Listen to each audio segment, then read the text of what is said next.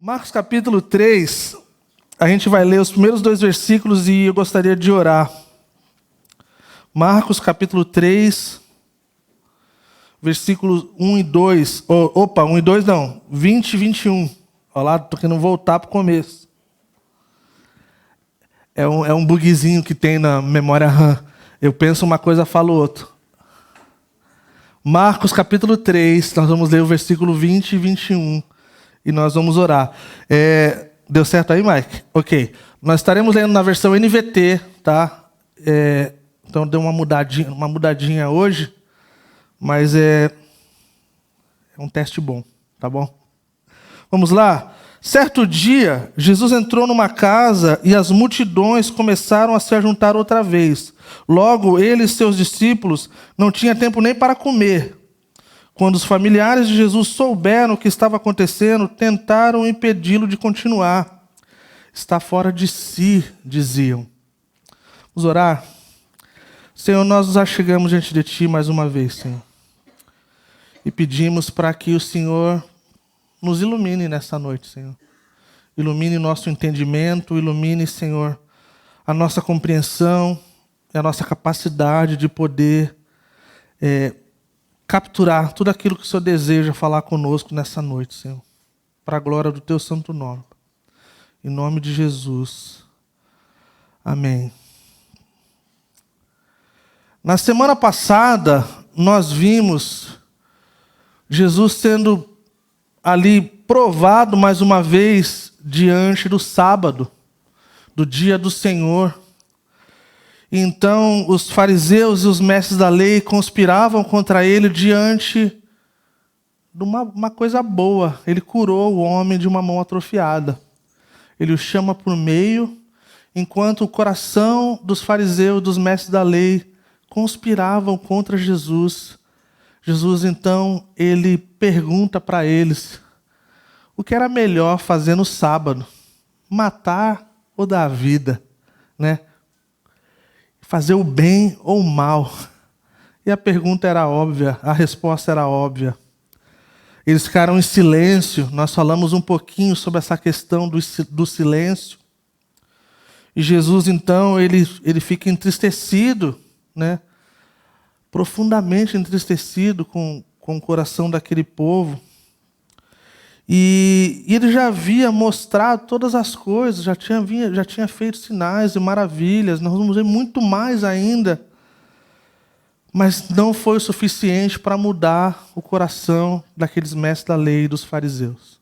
Eles tinham algo interessante, eles estavam de olho nas pessoas que estavam sofrendo algum tipo de doença ou deficiência, com a expectativa de que Jesus iria curá-los e fazer bem para eles, para que eles então o pegassem quebrando a lei de Moisés. Jesus então relembra a eles, já que vocês sabem da lei, deixa eu contar uma história para vocês. Vocês lembram do rei Davi? Quando ele teve fome, ele foi lá e pegou do pão da propiciação e dividiu com seus amigos. Então Jesus estava falando para eles assim, eu sei da lei, eu vim para cumprir a lei, e a lei não fala que você não deve fazer o bem no sábado, no dia do Senhor. Porque afinal de contas, quem foi feito para quem? Né? O homem foi feito para o sábado ou o sábado foi feito para o homem? Então nesse enredo então, que nós entramos então, nesse capítulo agora, nessa parte do capítulo 3, e a gente vê então Jesus e a sua família, né, descrente acerca do seu chamado, do seu propósito. A gente vai ver 3 coisas muito importantes nessa sessão. A primeira que nós vamos ver é que existem teorias erradas acerca de Jesus. Isso era naquela época, isso é nos dias de hoje. A gente vai ver também, não só ver, mas ouvir dos próprios lábios de Jesus falando acerca de si mesmo. E o número 3, a gente vai ver como essa diferença de quem Ele é faz diferença nas nossas vidas. Como nós podemos aplicar isso nas nossas vidas. Então, vamos lá. A partir do versículo 20, né, a gente vê que Jesus entrou numa casa novamente se reuniu ali, né, diante da multidão. Ele e os seus discípulos, fala que não conseguiam nem comer. Então a gente já viu isso em outras situações, as multidões, né, aglomerando diante do Senhor, diante dos feitos e das maravilhas e de bondade, o qual ele, por onde passava, deixava essa marca. E aí então, a gente começa a ver a primeira teoria uma teoria errada acerca de quem é Jesus, do que as pessoas pensam acerca de Jesus. Fala que os seus familiares ouviram falar disso e saíram para ir diante dele, para estar fora de si. A gente tem aqui, diante desse texto, um trilema.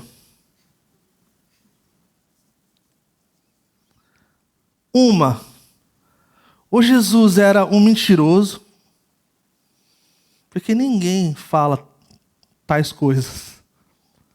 Ou ele era um lunático, um maluco, está fora de si. Ou ele era quem ele falou que ele era. Nos dias de hoje, talvez, dá para incluir nos tempos pós-modernos aí, talvez, que ele era um bom mestre. Um cara bom, que ensinava sobre paz e amor. Mas essa quarta opção, ela não se sustenta muito, porque ninguém consegue por muito tempo ser esse cara. Rapidinho muda, é só deixar alguém entrar no caminho. Mas quais são as implicâncias dessas três realidades acerca das coisas que nós ouvimos? E vamos ver, nós vimos a primeira, ele está fora de si, ele está maluco, ele está fora de si. Como isso deve mexer com as nossas vidas? Não sei vocês. Quando eu me converti, lá no final dos anos 90, tinha dois caras que eles me perseguiam, um no colégio e outro na minha rua. E era radical, gente. Eles zombavam de mim, tipo, todo lugar que eu passava, eu conseguia imaginar que eles estariam no lugar onde que eu estivesse. E eles iriam gritar coisas feias acerca de eu ser cristão. Imaginem isso, gente. Eu estava no colégio, de repente, lá na hora do recreio, dava para ouvir uma voz zombando de mim. Naquela época a gente não chamava de bullying, né? Chamava de os caras manecos ou outro. E aí, eu sabia da vida que eu levava. Eu sabia da vida que o Senhor havia me transformado e me tirado. Um dia, muitos anos depois, eu estava na pizzaria com a Lília, tinha começado a namorar. E a Lília foi minha primeira e única namorada. Então, assim, imagina o orgulho de voltar para minha cidade, né, com a polaca lá, né, tipo assim, cara mó feião, com a mina bonita. E aí eu tava na pizzaria, tipo assim, mano, se achando e tal, e quando eu olho de longe, o cara tá vindo, mano. E eu falei assim, cara, esse cara vai me zoar na frente da minha namorada. Eu não vou poder ficar nervoso, porque eu não aguento sair na mão com ele. Não posso usar de outros apetrechos da vida antiga. Cara, eu vou passar vergonha, e eu vou aceitar a vergonha, e eu vou entregar ele para Jesus, ou para Satanás. E aí, cara, eu sentei lá, ele chegou, e eu, tipo, Jesus me livra do mal, Jesus me livra do mal.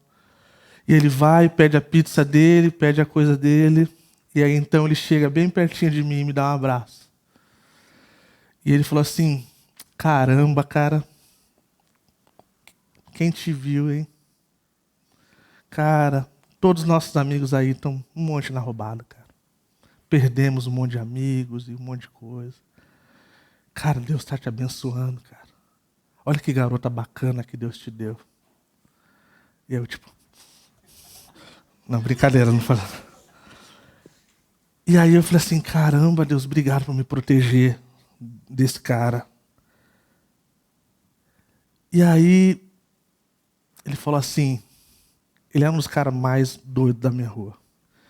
Ele falou assim, Cacá, Deus te mudou de verdade. Cara, sua vida foi transformada, cara. E eu queria te pedir desculpa. Eu não fui legal. E agora você é um homem, cara. Você é um homem adulto, cara, tá perto de casar. E eu queria que você soubesse disso. Aí eu tipo assim, não precisa, só some da minha... Mas o que isso tem a ver? Isso tem a ver, gente, que diante desse trilema que a gente vê, a gente precisa se identificar com a realidade de que a historicidade de Jesus, do Messias, da que a gente cantou aqui, daquele judeu que estava diante daquela mulher e sabia da história dela toda. E ela sai correndo falando que ela encontrou um homem que conhecia toda a história dela.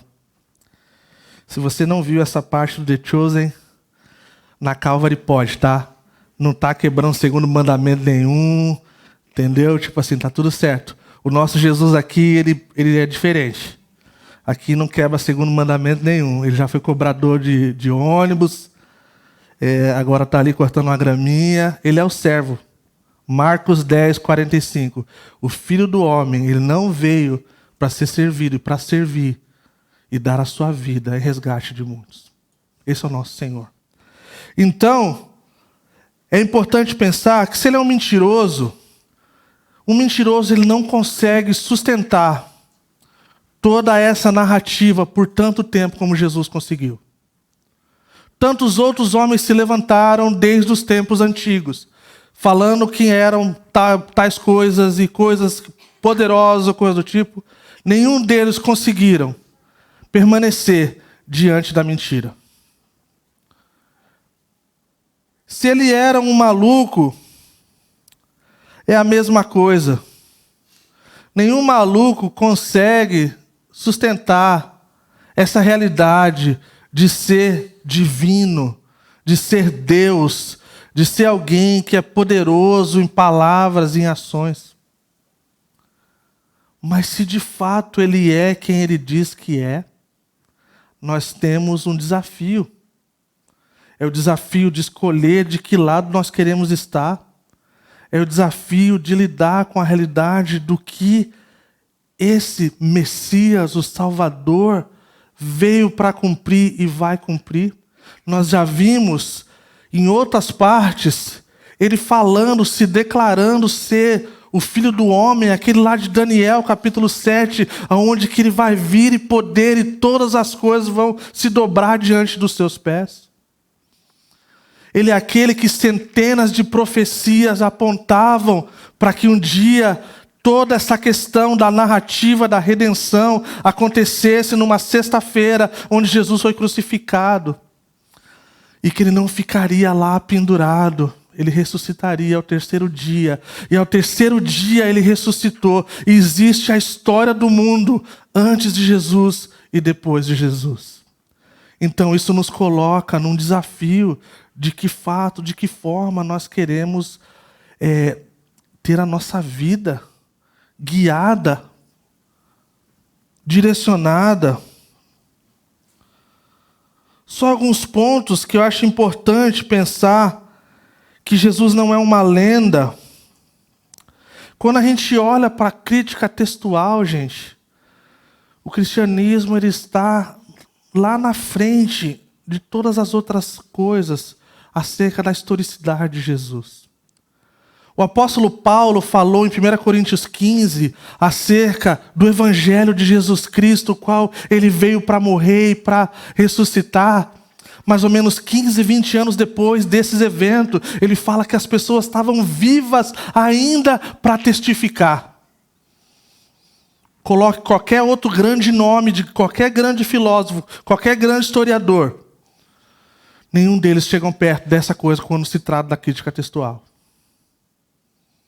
Mais de 500 pessoas o viram. Num vilarejo como daquela época, era fácil de achar essas pessoas.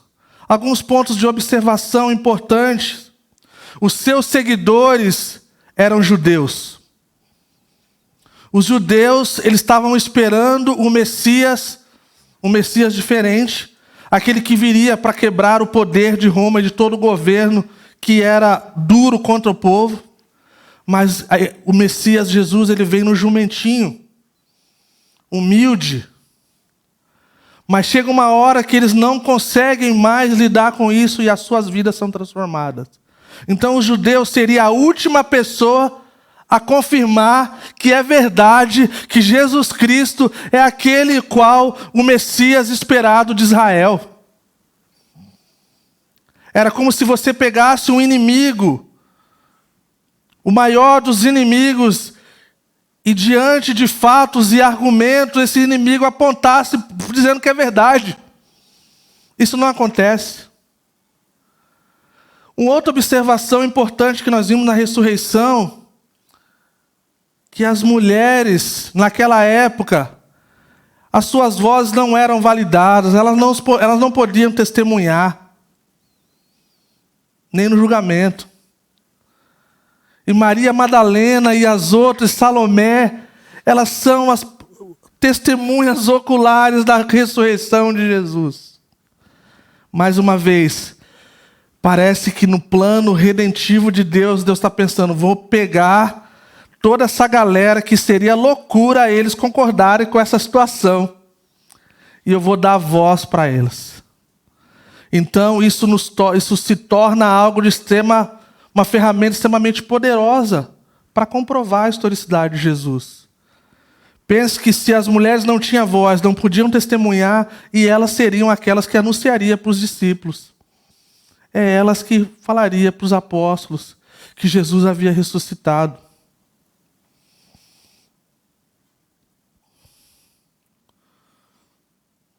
Ele está fora de si. Eu citei essa questão do meu colega lá, que era isso que ele falava. Mano, o Cacá, muita erva na mente. Tá maluco? Tipo assim, cara, só fala de Jesus, só fala que Jesus mudou a vida dele. E esse negócio, cara, ele é muito doidão. Então, os familiares de Jesus acreditavam meio que na mesma coisa. Cara, tá maluco, tá fora de si. Mas Jesus não recuou. Jesus veio para cumprir o seu propósito. E ele vai até o fim. O versículo 23. Não, antes disso, 22. Mais uma teoria aqui do que falavam acerca de Jesus. 22 fala assim: então os mestres da lei que tinham vindo de Jerusalém disseram: está possuído por Beelzebu, príncipe dos demônios. É dele que recebe poder para expulsar demônio. Jesus os chamou e respondeu com uma comparação. Como é possível Satanás expulsar Satanás? Perguntou. Um reino dividido internamente será destruído. Da mesma forma, uma família dividida contra si mesmo se desintegrará. E se Satanás está dividido e luta contra si mesmo, não poderá se manter de pé, está acabado. Quem tem poder para entrar na casa de um homem forte e saquear seus bens? Somente alguém ainda mais forte, que é capaz de amarrá-lo e saquear sua casa. E aí então a gente entra nesse lance emblemático. Antes disso, eu lembro de uma citação do C.S. Lewis. Ele fala assim: eu tenho lido poemas, romances, literatura, visionárias e lendas e mitos durante toda a minha vida. Sei como são. Sei que nenhum deles é assim como a história de Jesus. É diferente. E então a gente entra nesse texto que agora, o primeiro, a família falou que ele estava fora de si, uma teoria errada contra Jesus. Ele não estava fora de si. E agora, então, os mestres da lei falam que ele tinha demônios. Ele usa o termo aqui, em algumas versões, príncipe dos demônios, ou o chefe dos demônios, a hierarquia demoníaca. Então, de certa forma, foi uma afirmação de que Jesus era maior do que o inimigo, muito maior. E Jesus, então, ele começa a descrever, ele fala assim: cara, olha o que vocês estão falando. Não faz sentido algum. Porque ninguém faz isso dessa forma. Precisa de alguém mais forte do que isso. Alguém disse assim, eles não diriam que Jesus estava possuído por qualquer demônio, mas pelo próprio Satanás. Este foi um elogio involuntário ao excepcional poder e grandeza de Jesus. Não foi a única vez, nem a primeira e nem a última, a qual Jesus foi insultado e menosprezado. João capítulo 10, versículo 20, fala que assim, ele tem demônio e está maluco. E não é a minha versão não, todas as versões falam isso, tá gente? Porque você o ouve, ele está maluco, endemoniado.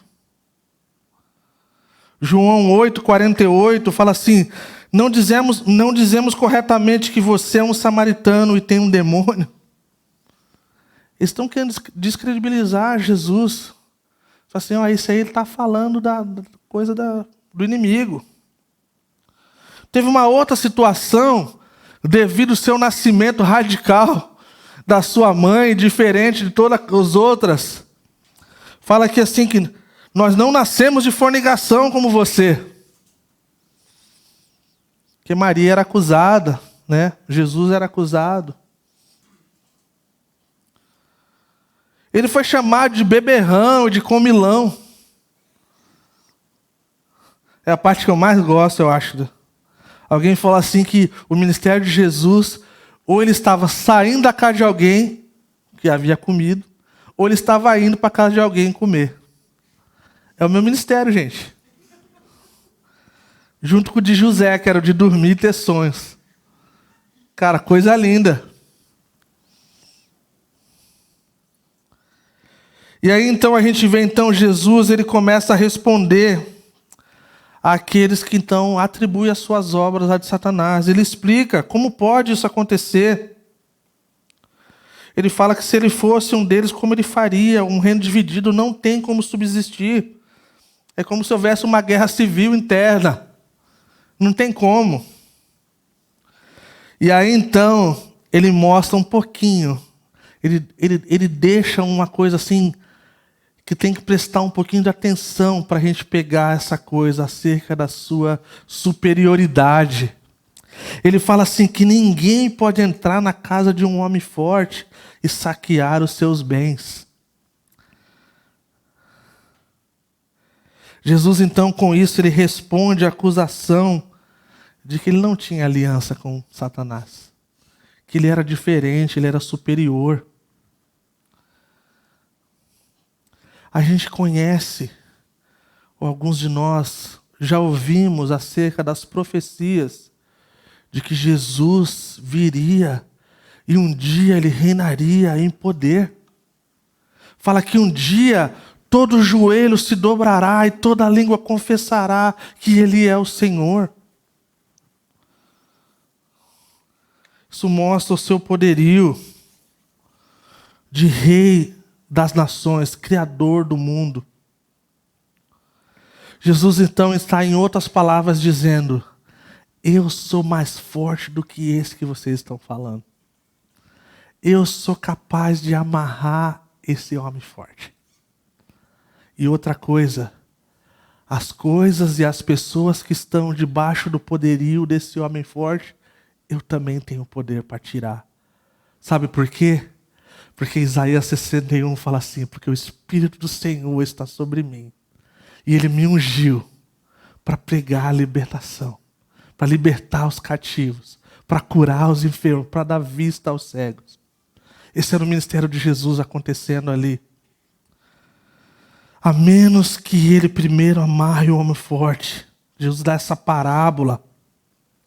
Satanás, então, é esse homem forte que guarda o que lhe pertence, mas o ministério de Jesus é derrotar as obras do inimigo.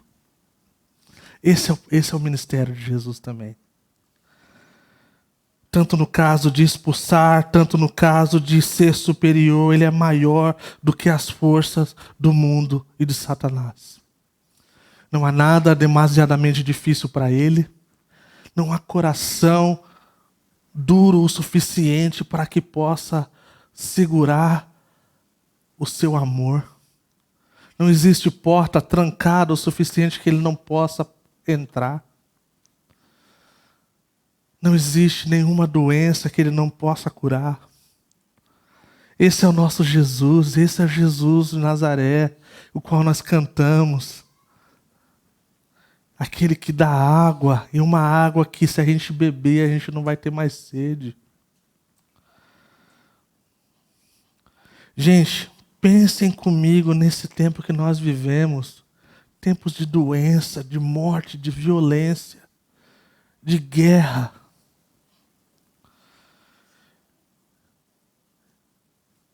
Requer muito mais do que ser um mentiroso, um lunático e um mestre do paz e amor. Precisa ser o Senhor. Precisa ser o Criador. Precisa ser o Messias, o Salvador, o esperado. E aí então, Jesus adverte então os religiosos sobre esse pecado que é uma coisa que causa na igreja evangélica brasileira, gente. E se você nunca teve treta com esses próximos versículos, Deus te abençoe, você é muito abençoado.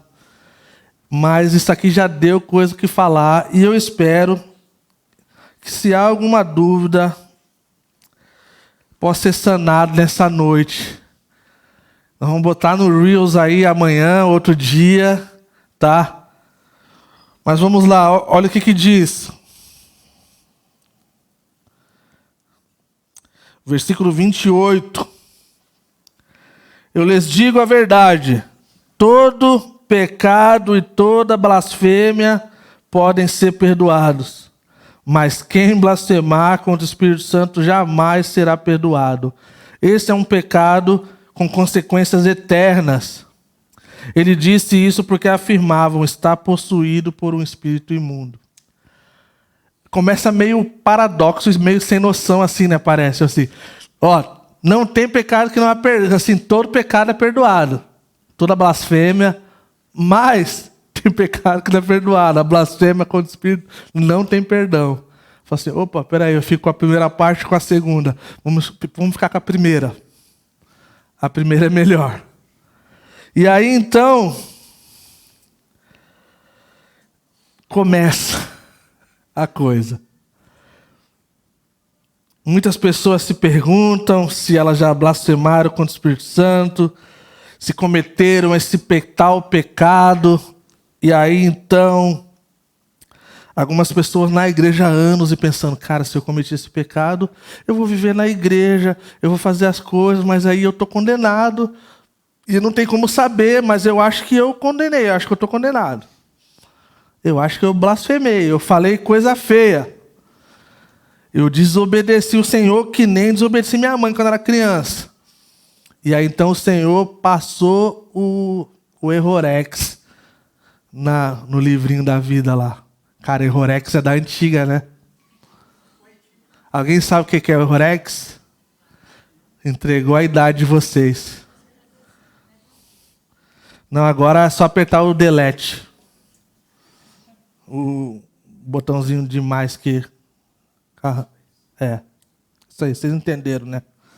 Mas é tipo assim, teu nome estava escrito em algum lugar, de alguma forma, no backup não foi gravado.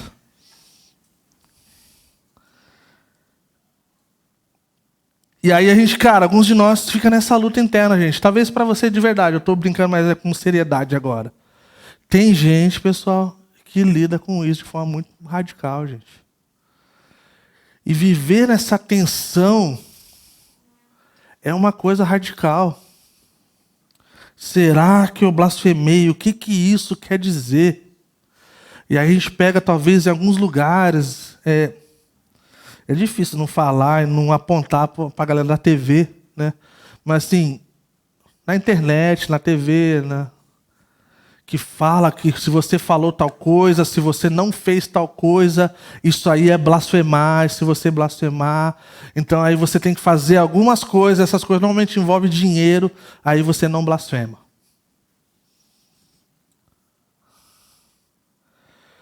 Eu gostaria de pontuar o ponto mais importante, talvez, acerca da pessoa e do ministério do Espírito Santo.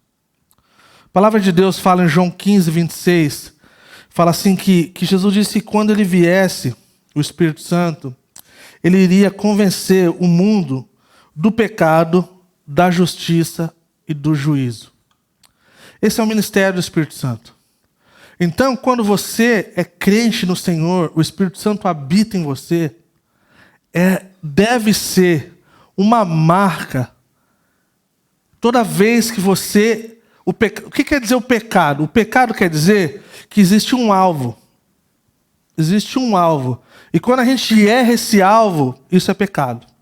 Então, quando a gente deixa de viver a vida que Deus deu para a gente erra a marca. E aí então nós pecamos, nós erramos, nós saímos do caminho, da rota, da direção.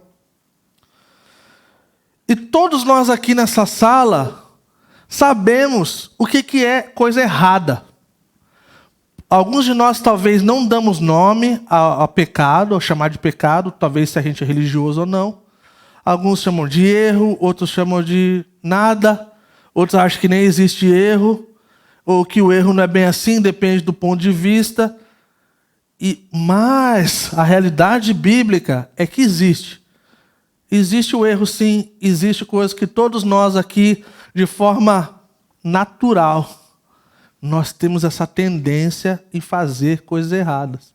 Seja nos nossos pensamentos, seja nos nossos corações, seja nas nossas ações, sejam em todas elas. Uns mais do que os outros.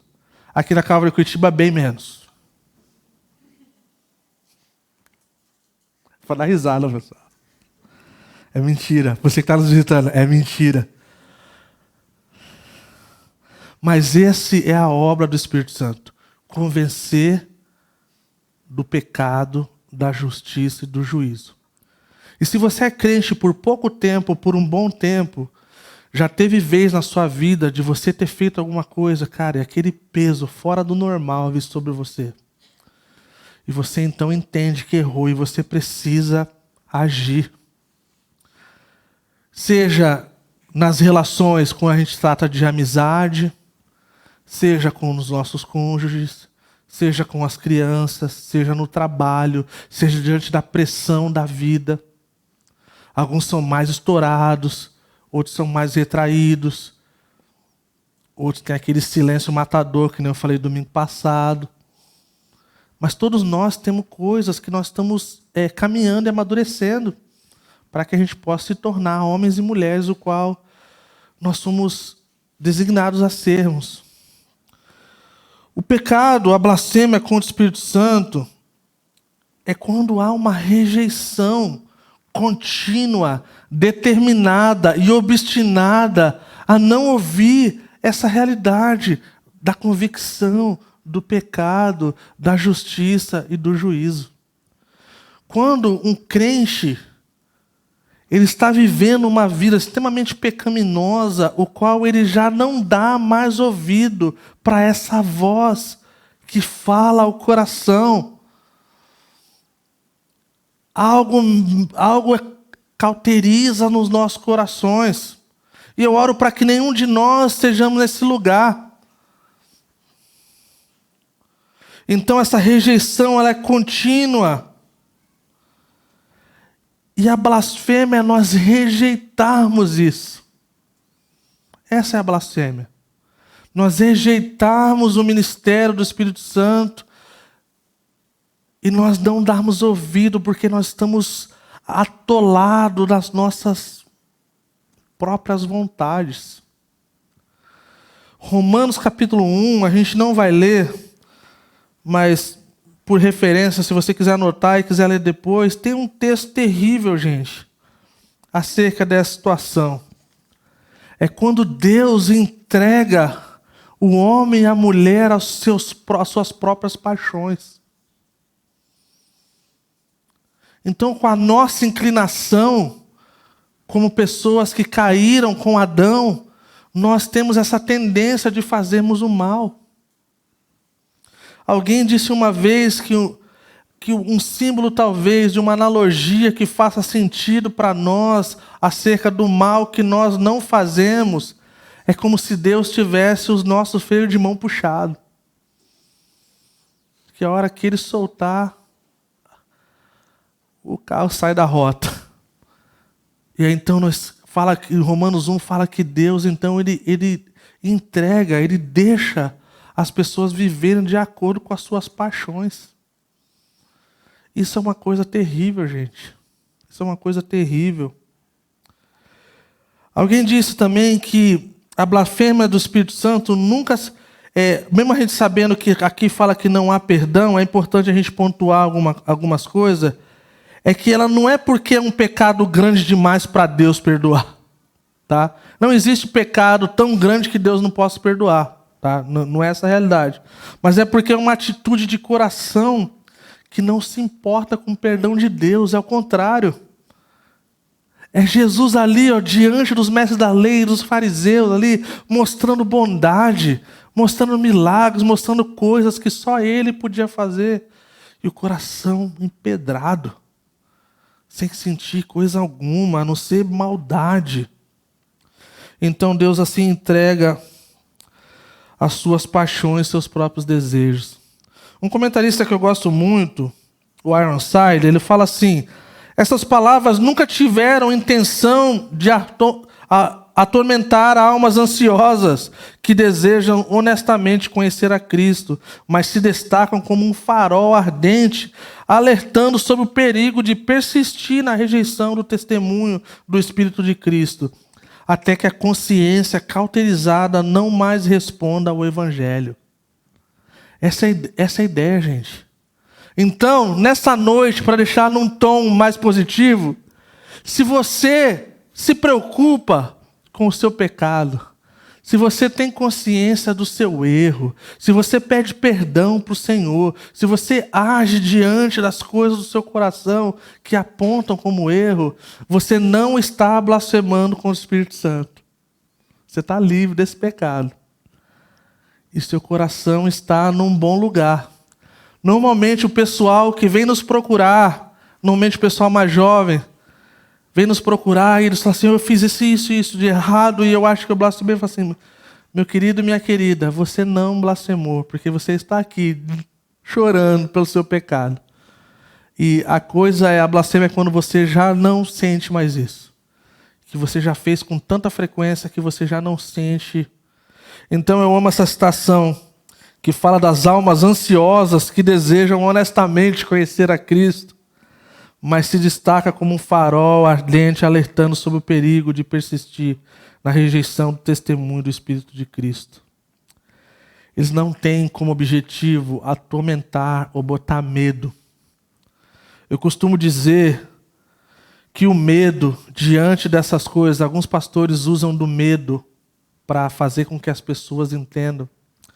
E como pai de 3 filhos, eu tenho uma convicção muito grande que o medo ele não gera santidade.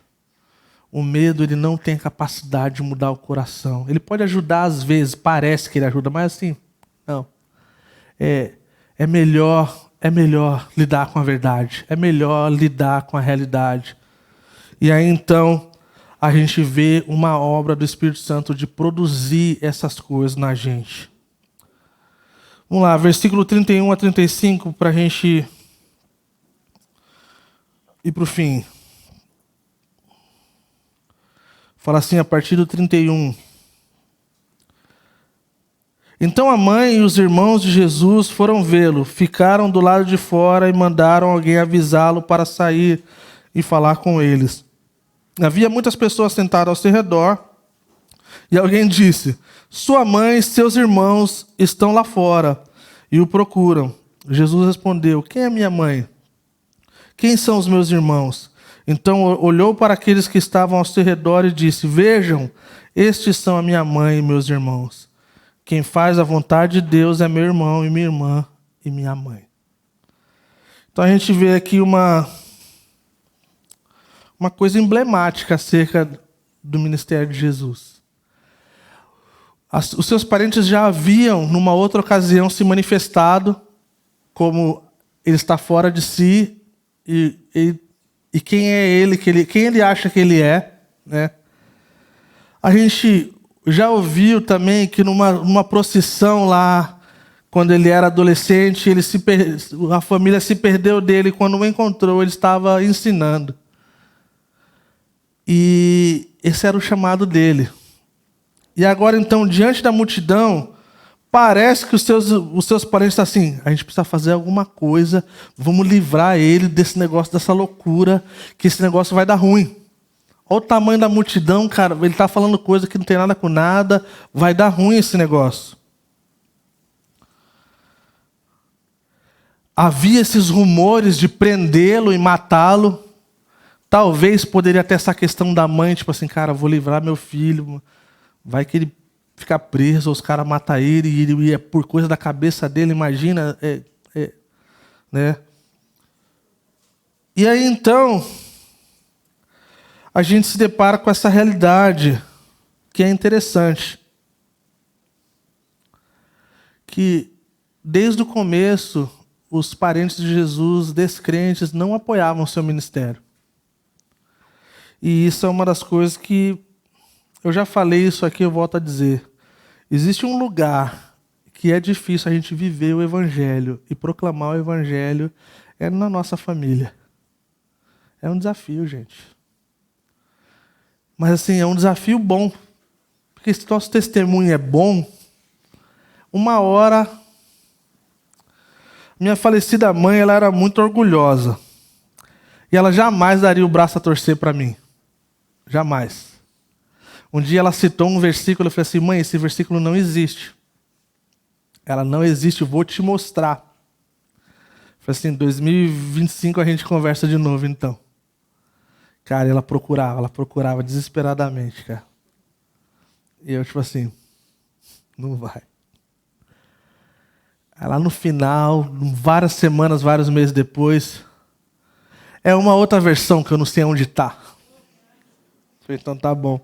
No meio dos papiros lá, perdido nos tempos antigos. Mas tem essa dificuldade, gente. Tem essa dificuldade. Ela jamais me elogiaria pela minha vocação. Porque ela achava que era loucura. Mas para as mães dos meus amigos, meu filho é o melhor. Tenho tanto orgulho, meu filho é um pastor tão querido. Ele ama tanto Jesus, ele viaja o mundo assim, nossa, é uma coisa linda de ver.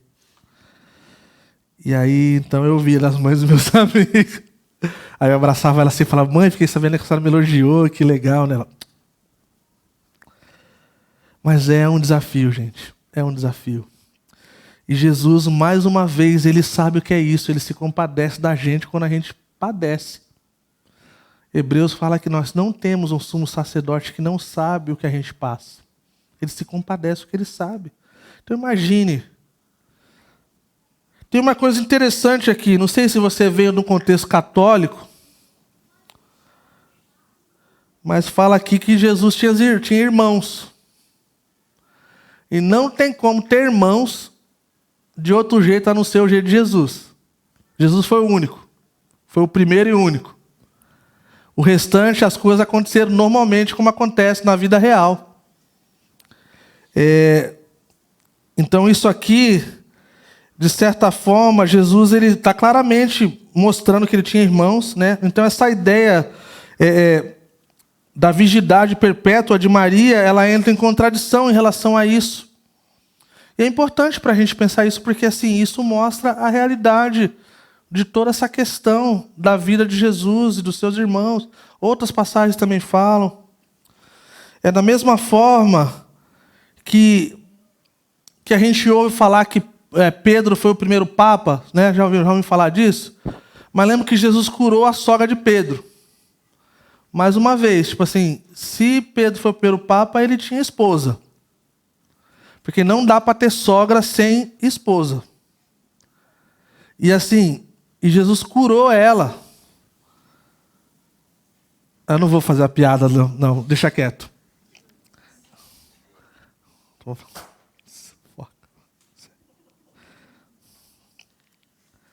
Não, gente, eu quero fechar nesse tom de seriedade. Alguns de nós viemos de contextos onde nós vivemos coisas hostis no nosso lar. Alguns de nós vivemos coisas difíceis acerca da nossa criação, acerca depois da nossa vida adulta. E Jesus conhece isso. Jesus, ele ressignifica todas essas coisas. E uma das coisas incríveis acerca disso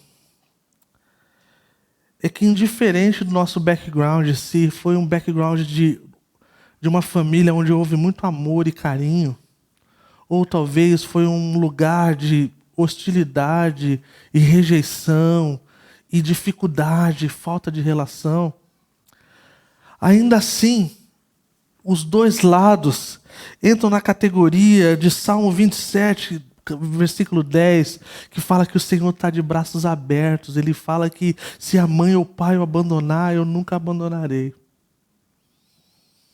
Isso é uma coisa incrível do Senhor.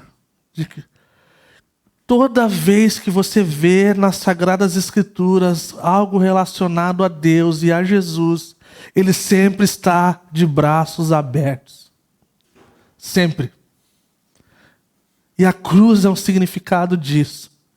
Que Jesus nunca deixou os seus braços se fecharem para aqueles que se voltam para Ele. E aí então Ele fala: quem é a minha mãe? Quem é o meu irmão? Quem é a minha irmã? É todo aquele que faz a vontade do meu Pai. Esses são. Então, nessa noite, 2000 e poucos anos depois, nós estamos na mesma categoria do que aqueles irmãos que estavam vivendo para a glória do Senhor. De irmãos, irmãs, mães. Vamos orar?